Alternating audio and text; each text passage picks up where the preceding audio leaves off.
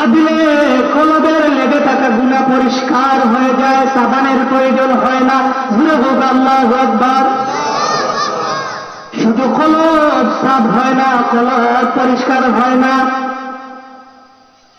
কাঁদলে জীবনের গুনাহগুলো মাফ হয়ে যায়, কাঁদলে স্বয়ং আল্লাহ রাজি হইয়া যান।